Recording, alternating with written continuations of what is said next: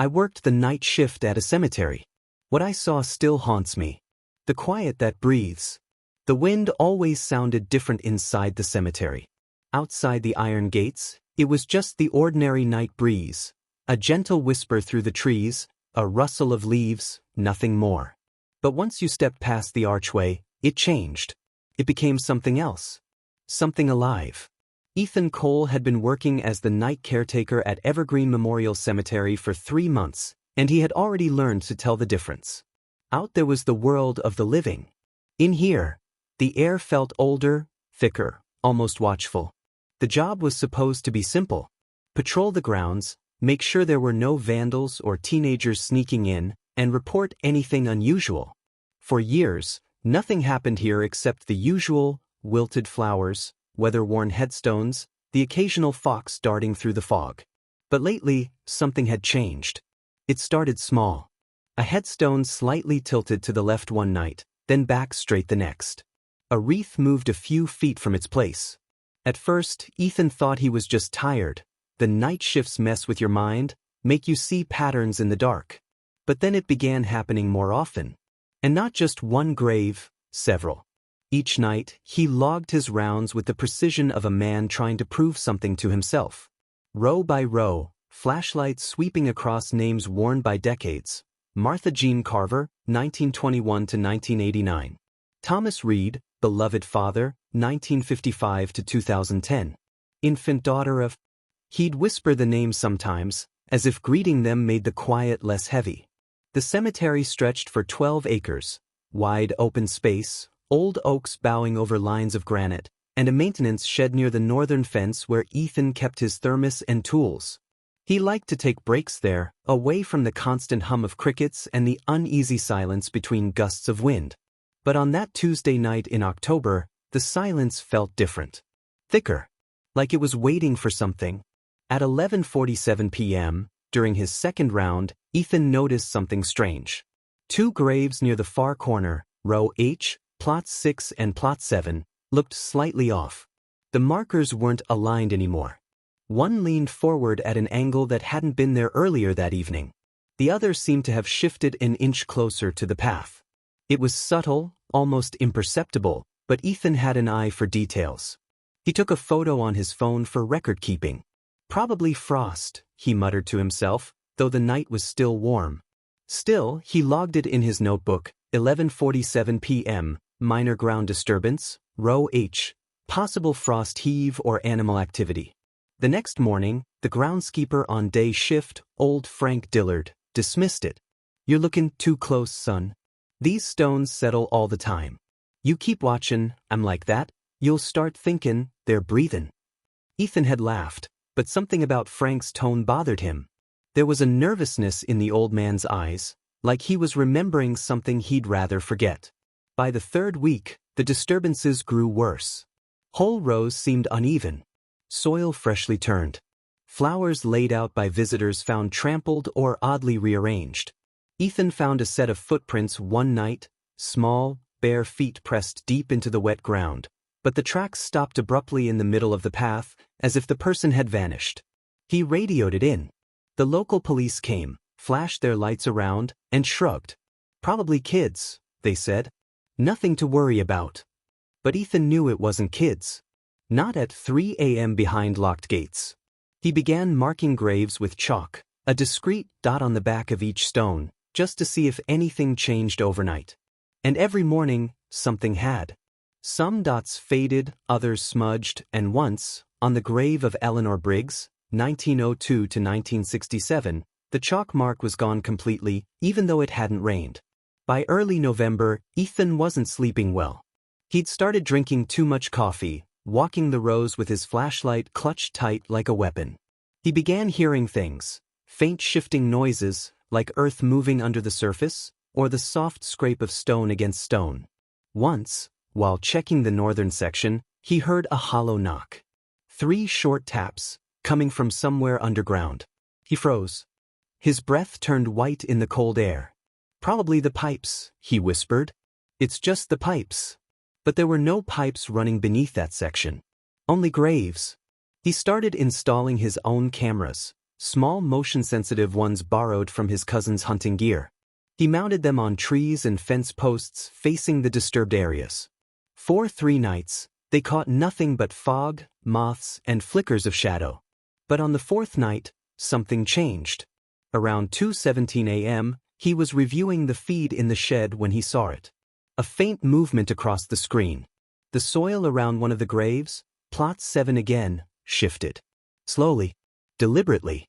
The ground rippled like something was pushing up from underneath, but there was no form, no figure, no animal. Just the soil itself, rearranging in quiet, eerie motion. Ethan replayed the footage 5 times. He even walked out there to check, and what he found made his skin crawl. The headstone that had been slightly tilted the day before was now perfectly upright, as though someone had straightened it. And beside it, a single fresh footprint sank into the mud, a bare human foot, deep and defined. But there were no others. 1 step, then nothing. He didn't tell anyone that night. He couldn't. Who would believe him? Instead, he wrote it down, tucked the note into his pocket, and kept walking his rounds.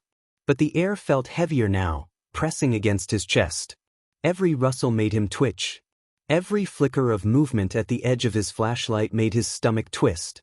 At 3:42 a.m., the power in the shed went out. The entire cemetery went black. His flashlight flickered once, then steadied, illuminating the iron gates in the distance. He heard something behind him, a slow, dragging sound, like stones sliding against wet soil. He turned, light trembling in his hand. There was nothing there, just rows of headstones stretching into the mist. But as he backed toward the path, he caught something in his peripheral vision, movement in the distance. A whole row of headstones, shifting, almost imperceptibly, as if the ground itself was breathing. He blinked and it stopped. Everything still. Silent. Ordinary. He whispered, "I need to get out of here." But as he turned to leave, his radio crackled to life with static, then a faint voice. Bodrona. Familiar. It said his name. Ethan. The voice came again, softer, closer. "Him back." He dropped the radio. It hit the ground with a dull thud. The static hissed, then fell silent. Ethan stood alone among the graves, heart pounding, unable to move. The quiet around him thickened again, alive, aware, breathing with him. And somewhere deep in that silence, the earth whispered back. The footage. The morning after the blackout, Ethan didn't go home right away. He sat in his truck outside the cemetery gates long after sunrise, gripping his thermos and watching the fog burn away in streaks of pale gold. His reflection in the rearview mirror looked wrong, eyes hollow, face drawn tight. He hadn't slept properly in days. All night he kept replaying that moment. The whisper on the radio. The movement of the headstones. The faint, living breath of the ground. He told himself it had to be a trick of exhaustion, maybe even sleep deprivation. But deep down he knew what he'd seen. By noon, curiosity won over fear. He went back. The day crew gave him strange looks as he walked through the gate, pale and silent. Old Frank Dillard was leaning on a shovel by the tool shed. "You look like hell," Frank muttered. Ethan forced a smile. "Did anyone move anything last night?" Frank frowned. "What do you mean?" "The stones," Ethan said. "Plot 7 especially." Frank's brow furrowed deeper. "Son, we didn't touch nothin'." "Why?" Ethan hesitated. He wanted to tell him about the movement, the shifting soil, the voice, but stopped himself. "Never mind," he said quietly. That night, before his shift, Ethan retrieved the footage from his hidden cameras. He transferred all 5 memory cards onto his laptop. It took hours to scrub through the files, endless hours of static, fog, and shadows. But around 2:15 a.m., the camera by plot 7 flickered again. At first, it looked like interference, faint lines across the screen, the image jittering. Then something began to form. A distortion near the ground, where the headstone met the soil. The earth trembled. Small stones rolled away. Then, a slight rise in the dirt, almost like a breath from below. The camera shuddered once, twice, then froze. When the video resumed seconds later, the headstone was leaning in the opposite direction. No person. No animal. Just a grave that had moved itself. Ethan's throat went dry. He slowed the footage frame by frame, looking for anything. An arm, a shadow, a figure. But there was nothing. Just the ground flexing, the way muscle might move under skin. He uploaded the clip to his private drive, planning to show the local police again. But then he noticed something else. In one frame, just before the distortion, a faint reflection shimmered in the marble surface of the headstone. A face. For a fraction of a second, pale, eyeless, wide-mouthed, watching from the darkness behind the camera. Ethan froze. He zoomed in. The features were blurred, but the expression was unmistakable. It was grinning. That night, Ethan almost didn't come back. He sat in his car outside the gates until the clock struck 11. The air was heavy with fog, the sky moonless. He could feel something waiting inside those fences, something patient, deliberate. When he finally entered, flashlight in hand, the entire cemetery seemed to hum faintly beneath his boots. The earth had a pulse. He started his rounds like usual, checking the perimeter first, then the northern rows. Nothing moved. But when he reached row H, his stomach turned. Every headstone in that section, every single one, was leaning slightly forward. Not tilted by weather or age, but bowed, as though something beneath had pushed them upward in unison. He stepped closer to inspect one, and the ground beneath his feet shifted. A hollow sound echoed under him, as if there was space below. "Hello," he whispered absurdly. The silence that followed wasn't empty. It was listening. He backed away slowly. His flashlight flickered once, and in that brief blink of darkness, something moved in front of him. A shape. Low to the ground, crawling between graves, faster than his eyes could follow. When the beam came back, it was gone. Ethan's pulse pounded in his ears.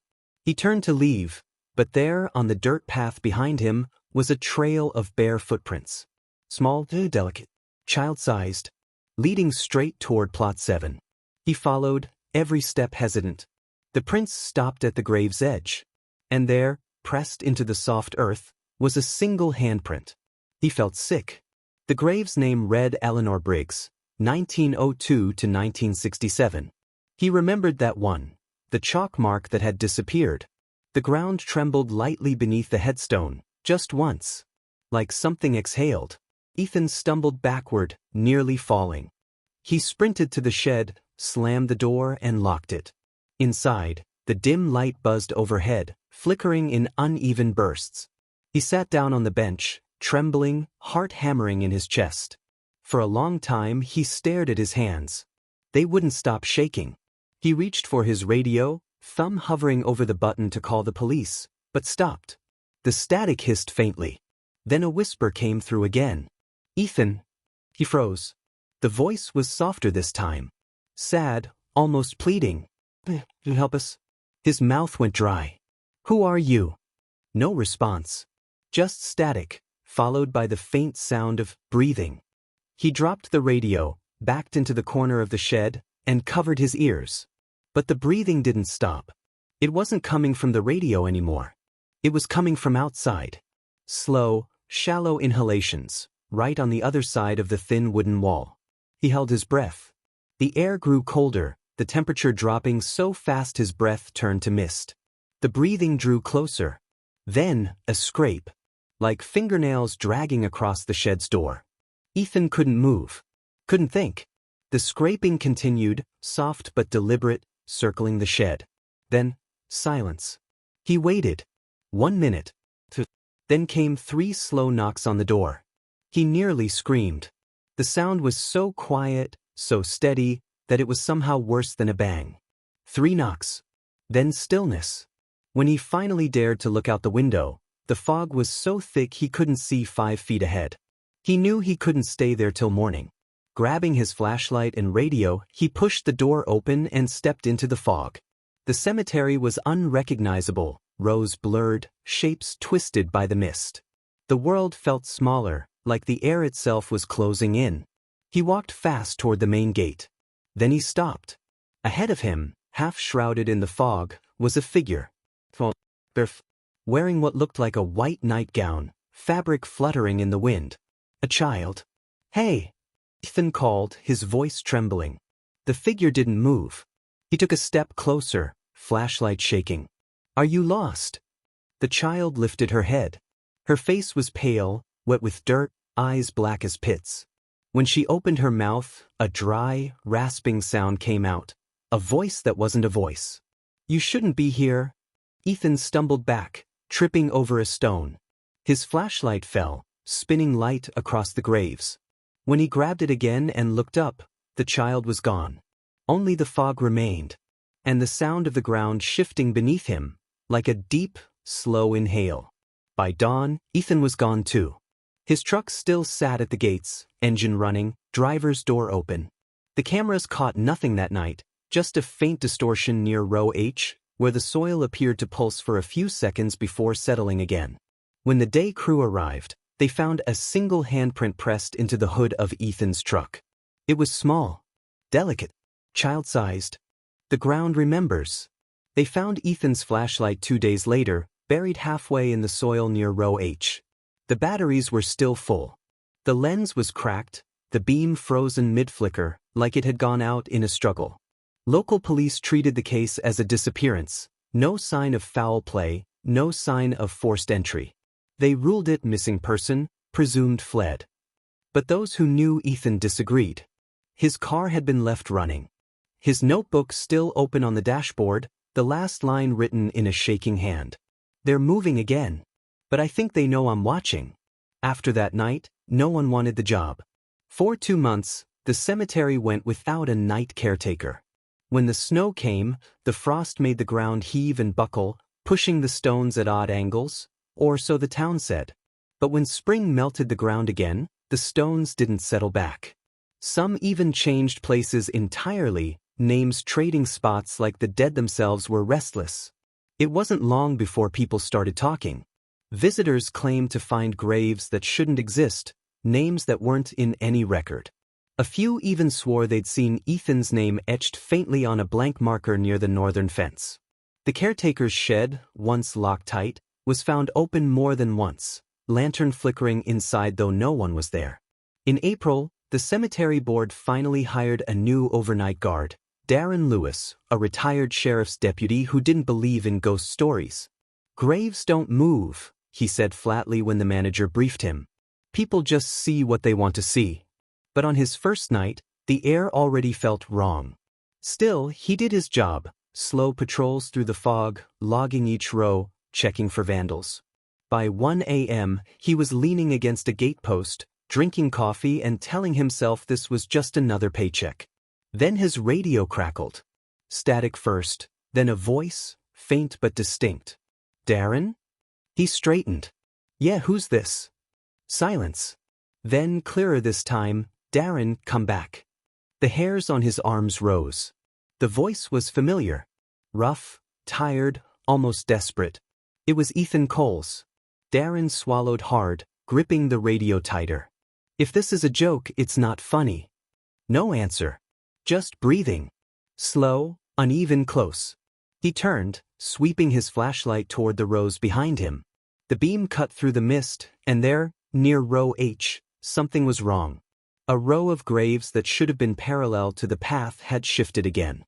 Slightly curved now, as if forming a semicircle. He walked closer, boots crunching softly on gravel. The soil looked disturbed, darker, wet, freshly moved. And right at the center of that semicircle stood one grave that hadn't been there the night before. He brushed the dirt off the inscription and froze. The stone was new. Smooth granite, name freshly carved. Ethan Cole, 1988 to 2011. He watched over the silent. Darren's breath caught in his throat. He stumbled backward, staring. The air grew colder, unnaturally cold. Frost began to creep across the edges of the stone, spreading like veins across the marble. Then the ground trembled. Just slightly at first, then stronger, like something beneath was shifting, rearranging. The graves around him tilted inward, the semicircle tightening as the soil moved. He turned to run, but the earth seemed to grab at his boots, soft and sucking. Behind him, he heard a voice, low, guttural, whispering through the ground itself. "Stay with us." He fell, scrambling on his hands and knees, clawing at the dirt. The flashlight tumbled away, landing beam up to illuminate the fog above him.